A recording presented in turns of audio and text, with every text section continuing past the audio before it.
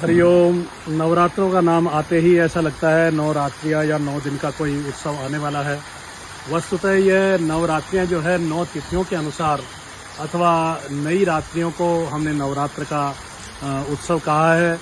नवरात्र जब आते हैं तो हमारे यहाँ पर भारतीय संस्कृति में नववर्ष भी मनाया जाता है। और नववर्ष मने भी क्यों नहीं, क्योंकि चैत्र का महीना जिसको हम मधुमास भी बोलते हैं, बसंत की ऋतु, आप देखिए पूरी प्रकृति में नवीनता आती रहती है। नूतन किस्लय प्रकृति में सारे पत्तों के नए पत्ते आने लगते हैं, पुष्प आने लगते हैं, पलाश के पुष्प, शालमली के पुष्प आने लगते हैं।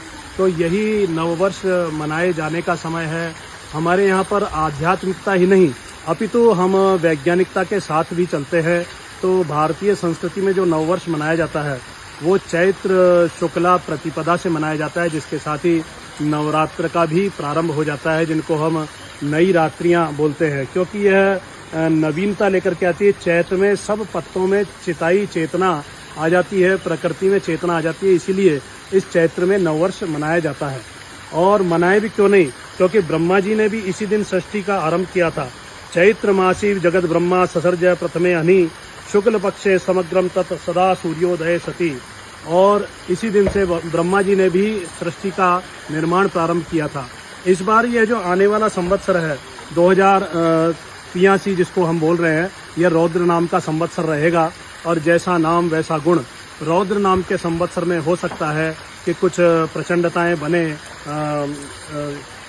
छत्रभंग, शासन परिवर्तन, राष्ट्र विप्लव आदि की समस्याएं हो सकती है, धान्य की कमी, महंगाई, प्रजा का कुछ त्रस्त होना, जैसा कि इसका नाम है। किंतु इस वर्ष का प्रवेश जो हो रहा है वो गुरुवार को हो रहा है, इसलिए इस संवत के जो राजा हैं वो हैं बृहस्पति गुरु। और गुरु के राजा होने पर शुभ फल प्राप्त होने की संभावनाएं बनती है, जिसमें प्रजा के द्वारा यजन और भजन की अधिकता होगी, गंभीरता बढ़ेगी और शांति वार्ताओं के साथ युद्ध विराम आदि ये सब अच्छे होंगे। प्राणी मात्र चौपायों सहित सब में प्रसन्नता का संचार होगा। ऐसा इस वर्ष के, इस संवत्सर के राजा गुरु के होने का फल हमारे को मिलेगा। इस वर्ष नववर्ष संवत 2083 में घट स्थापना जो है वो अमावस्या युक्त प्रतिपदा में हमें करनी पड़ेगी। क्योंकि ऐसा कहा है जब 2 दिन उदयात में यदि प्रतिपदा हो या दोनों ही दिन प्रतिपदा नहीं हो तो ऐसे में पूर्व दिवस पे ग्राह्य करना चाहिए, पूर्व दिवस को लेना चाहिए। अब ऐसे में क्या है कि उदय के समय व्याप्त नहीं हो तो पूर्व दिन ही घट स्थापना करें। इस बार प्रतिपदा 19 मार्च 2026 को सूर्योदय तो होगा 6:36 पर, लेकिन प्रतिपदा आएगी 6:54 पर।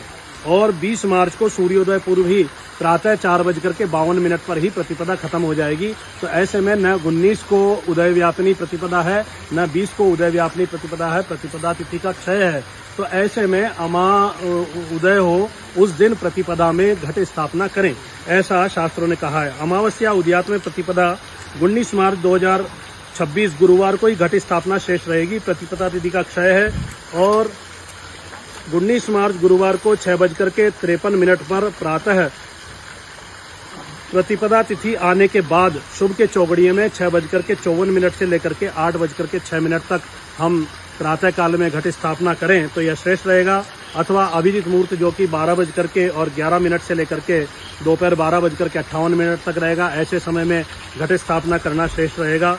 अथवा 11:05 मध्याह्न से लेकर के 3:34 अपराह्न तक भी चर अमृत लाभ आदि के चौगड़ियों में घट स्थापना कर सकते हैं। देश दुनिया की ताज़ा खबरें और वीडियोस के लिए अभी डाउनलोड करें पत्रिका ऐप।